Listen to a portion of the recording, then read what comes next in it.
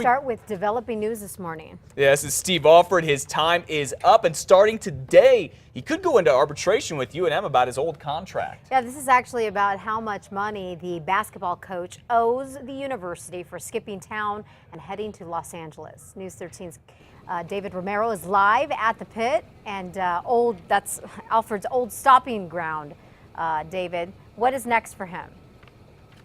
Well, Elizabeth, it's now essentially a waiting game as to how long that arbitration process will take before UNM sees any kind of cash. Now, it all breaks down like this. Alford is saying he only owes the school $200,000 because that's the payout from his old contract. UNM, on the other hand, says that Alford didn't give them 30 days notice, so his goodbye came under the new deal, meaning the buyout was $1 million.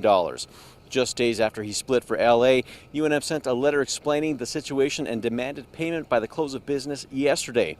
All they got was a letter from Alford an hour before the deadline saying he only owes the $200,000 because he left UNM before the new deal kicked in. UNM attorney Kimberly Bell says that letter didn't come with a check.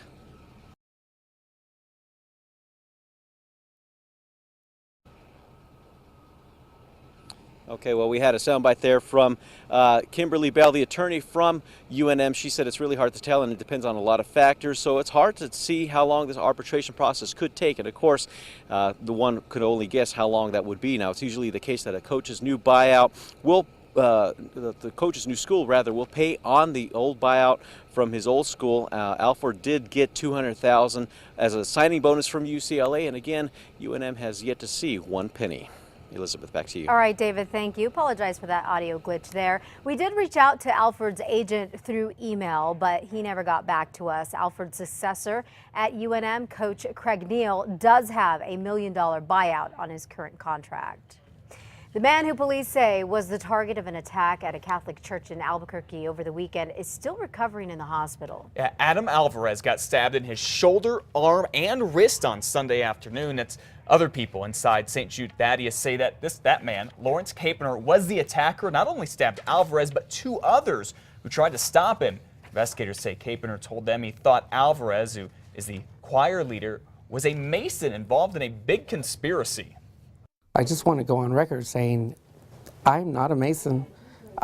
From what I understand, the Masons are honorable gentlemen. They have a very secret society, but it's all to the betterment of mankind. Now, police also say Capener apologized for hurting everyone except Alvarez, saying he decided to stab them because he wasn't sure if they were Masons too.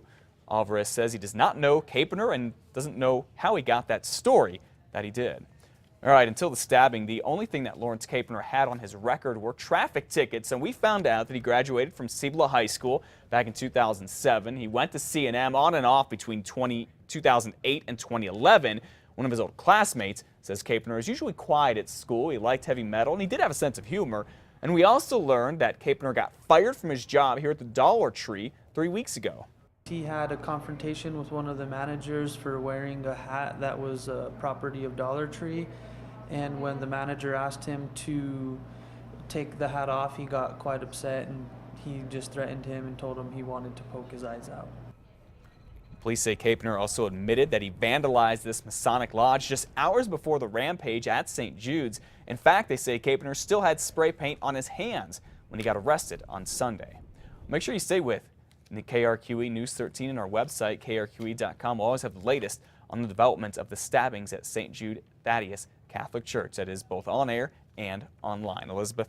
Santa Fe Police is asking anyone who believes they may have been one of El Dentista's victims to come forward. Investigators say Eliver Klessler is an unlicensed dentist who was working on patients in his car. They say they found pliers, teeth molds, and vials of numbing drugs kept in dirty boxes. So far, 5 victims have filed police reports against him, including one woman who alleges she got an infection after she says El Dentista allegedly pulled out 4 of her teeth. Now, if you know someone who had work done by Kessler, police want to hear from you.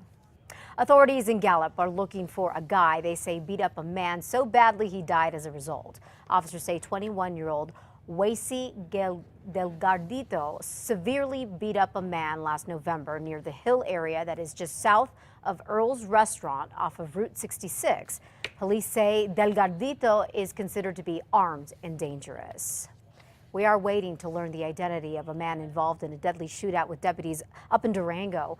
Late Saturday night, deputies and police responded to a call about a suicidal man with a gun. As officers approached the man, he reportedly fired one round. We're told the deputy fired back.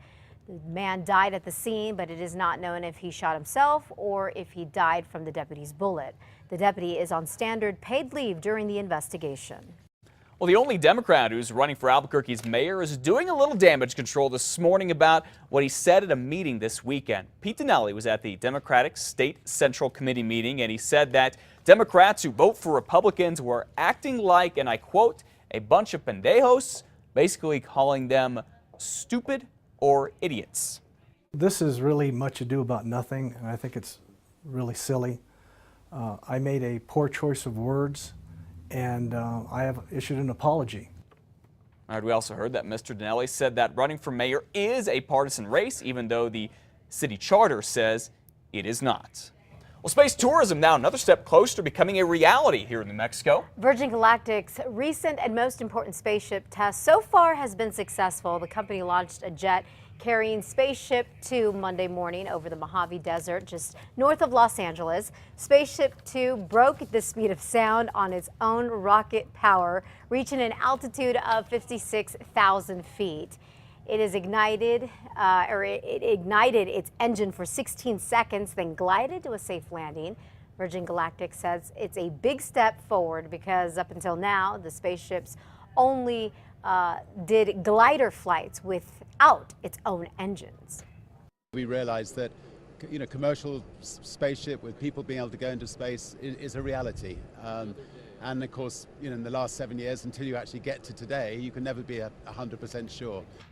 Richard Branson says the first commercial flights from New Mexico's Sunport will begin when testing is complete, and the company has secured government approval. So far, more than 500 people have already paid $200,000 or put down a deposit for the trip to space. Sure would be nice to be one of those people who could take off from Spaceport America. You got 200 grand, don't you? Come on. I got a lot of it. I'll pay for you too, honey.